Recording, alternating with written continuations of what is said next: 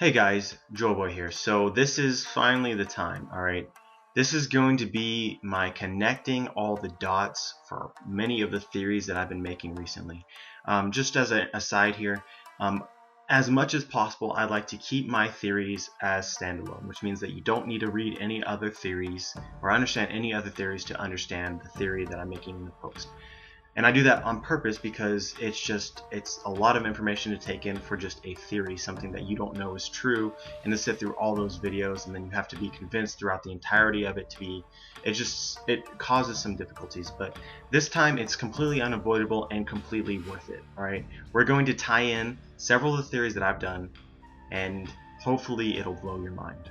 Alright, so as I've stated in my Roger's will theory, I believe that Roger is planned out this new age as best as possible. He wanted to increase the likelihood that somebody would be able to follow in his footsteps, ultimately find the poneglyphs. Using the poneglyphs, they would then be able to find Raftel, which is where the One Piece is, which is at least partly the real poneglyph. The real poneglyph is at least part of the One Piece, if not the whole thing. But definitely it is at least part of it.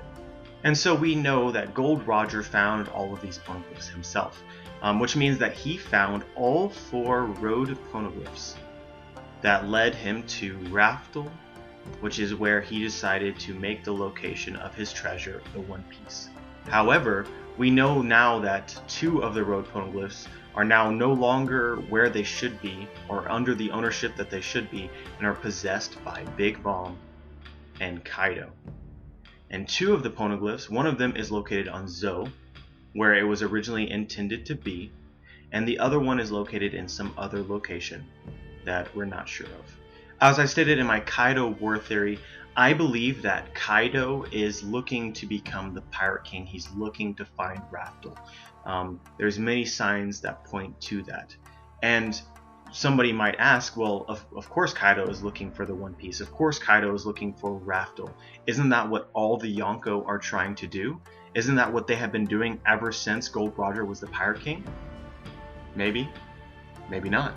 Whitebeard himself said in the Marineford arc that he wasn't interested in finding the One Piece. He said this explicitly.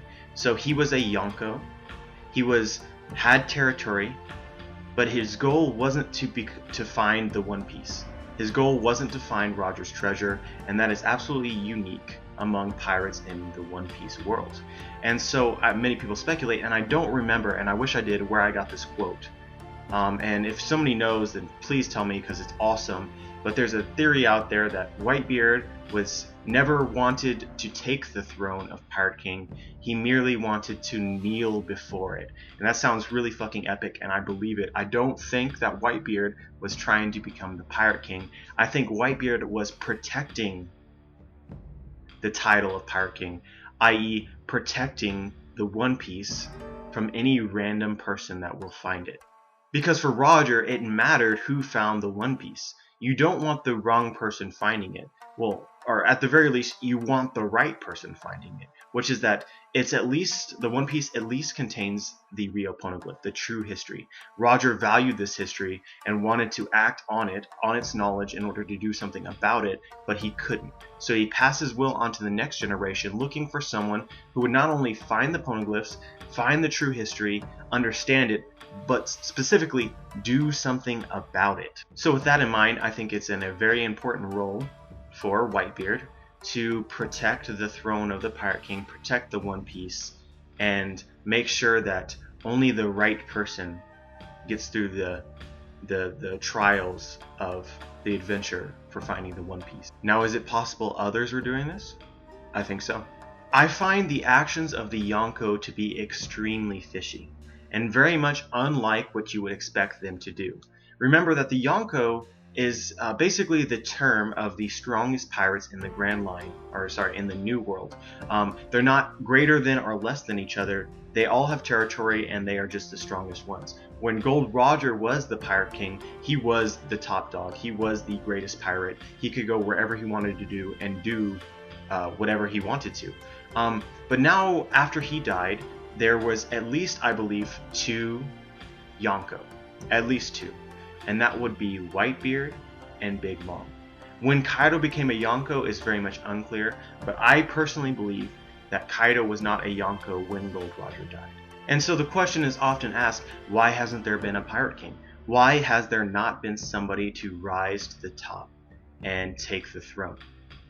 And it's not only from one side. If we suspect that Whitebeard is protecting the throne, then that would explain why Whitebeard didn't progress further in the journey. He just blocked people from overtaking him. But at the same time, we don't get very much of an indication that anyone really tried to challenge him who had any hope of defeating him. We know that Crocodile, who stated that he's interested in the One Piece, specifically attacked Whitebeard when he entered the New World and got his ass fucking wrecked. Alright? Wrecked. But what about Big Mom? Big Mom is a Yonko, right? She's supposed to be looking for the One Piece, right? She's supposed to be trying to become the Pirate King or Queen, right? Then why doesn't she confront Whitebeard?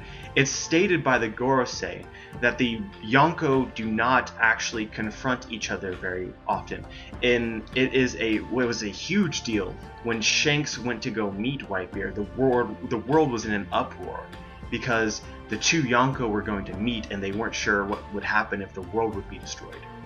So I have to believe it hasn't happened very often that the Yonko actually met up for battle. Specifically, I don't think that Whitebeard and Big Mom battled. Many of you will know that I've done a theory that Big Mom will be an ally of Luffy in some way. Whether that's a permanent ally or a temporary ally that's up for discussion, but I have this theory out there. It's my most popular theory. It has the most views. And I like it a lot, and many people like it a lot. It has a lot of good points into it, and I've gotten some really positive feedback for it. How much sense would it be if we assume Big Mom is actually going to be some sort of ally in the future, that Big Mom isn't what we thought she was the entire time, but rather chosen, or maybe chose herself, to protect the throne of the Pirate King along with Whitebeard? Take a look at this panel. I'm going to put it up on screen right now. Big Mom meets Luffy, and what does she say? Monkey D? The emphasis on the D couldn't be any more interesting in this situation, and it highly reminds me of Whitebeard and his quote from Marineford where he talks about the role of the D in the future of One Piece. I think it's really possible Roger told Big Mom that he was looking for a D. And this brings up a very interesting point. As I said earlier in this theory, Roger found all 4 road poneglyphs. There's no way that he could have found Raftel without doing that. We also know that 2 of the road poneglyphs are now in the possession of Yonko, one of those being Big Mom. Is it possible that Roger gave this road poneglyph to Big Mom to protect it? Mind explosion, right? Alright, we ain't done yet. Alright, so that begs the question, well, if Roger lent this road poneglyph for Big Mom to protect and keep out of the hands of any other future pirates that aren't basically chosen by them to be worthy of receiving the road poneglyph and the ability to find Raftel, i.e. the One Piece, and become the Pirate King, if Roger chose Big Mom, then wouldn't he have chose Whitebeard as well? I believe he would have.